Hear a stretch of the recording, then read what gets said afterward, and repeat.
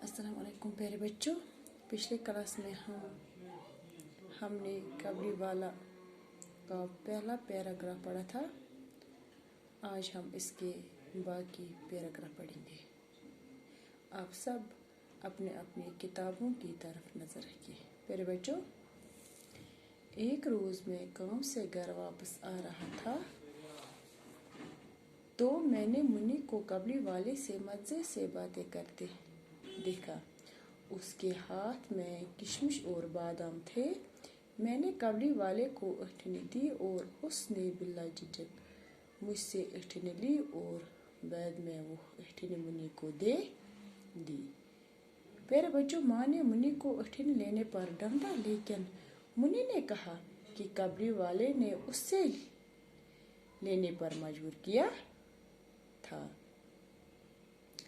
प्यारे बच्चों, कबली वाला अक्सर हमारे घर आकर मुन्नी को किशमिश और बादाम दिया करता था। कबली वाले ने हंसते हंसते मुन्नी को पूछा कि क्या वो ससुराल जाएगी।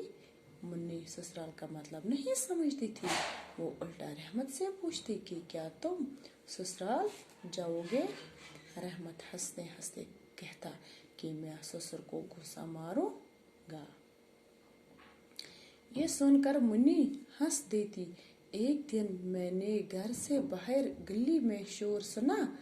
मैंने बाहर जाकर पूछा कि रहमत को दो सिपाही पकड़ कर ले जा रहे थे। उसके कपड़ों पर खून के धब्बे थे और पुलिस वाले के हाथ में खून लगी हुई छुरी है। पूछने पर मालूम हुआ कि रहमत ने एक बेईमान चपरासी को एक चादर दी थी। चपरासी ने दाम देने से इनकार किया और रहमत ने गुस्से में आकर इसके पेट में छुरी घोंप दी। इतने में मुन्नी बाहर आ गई और कबली वाले से पूछा कि क्या तुम ससुराल जाओगे।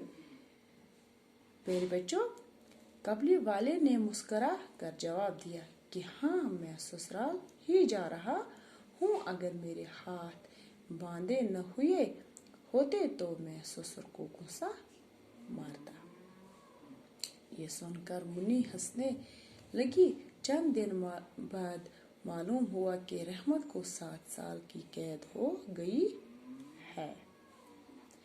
कुछ अरसा गुजर गया। मुन्नी कबले वाले के भूल गई। मुन्नी अब जवान हो गई और उसकी शादी तय हो गई। शादी की तारीख आ पूछी। घर मेहमानों से भरा हुआ था कि रहमत अंदर आया और सलाम की। मैंने पूछा कि तुम कब आए। रहमत ने कहा कि कल ही शाम को वो जेल से रिहा हो गया है। मैंने उससे कहा कि आज घर में बहुत काम है, इसलिए वो किसी और दिन आए। लेकिन रहमत जाते जाते वापस आया और मुन्नी के बारे में दोबारा पूछने लगा। मैंने बताया कि वो मिल नहीं सकती है। ये सुनकर उसने कुछ किशमिश और बादाम निकाले और कहा कि ये मुन्नी को दे देना। मैंने पैसा निकाल कर उसे देने चाहे, लेकिन उसने लेने से इनकार किया और कहा कि मेरी भी मुन्नी की जितनी ही एक बेटी है, इसीलिए मैं उसके लिए किशमिश और बादाम लेकर यहाँ आपके घर आता था। ये कहकर उसने अपने कुर्ते की जेब से एक मैली सी पुड़िया निकाली और बहुत एहतियात से पुड़िया खोल कर मेरे सामने रख दी। प्यारे बच्चों, उस कागज पर छोटे से हाथ का निशान था। कबली वाला अपनी बेटी की ये निशानी लेकर काबुल से कलकत्ता मेवा बेचने आया था। ये देखकर मेरा दिल पसीज गया। मैंने मुन्नी को आवाज दी। वो शादी के कपड़े और जेवर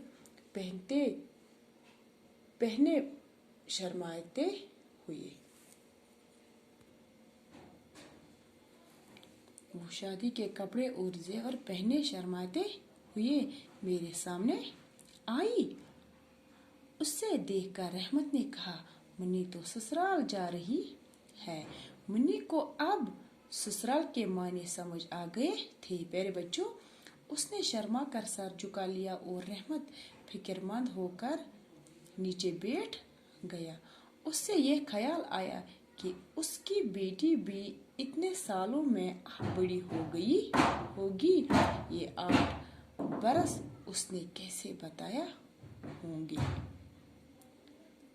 ये 8 बरस उसने कैसे बताए होंगे, कौन जानता है। कबली वाला अपनी बेटी की याद में खो गया।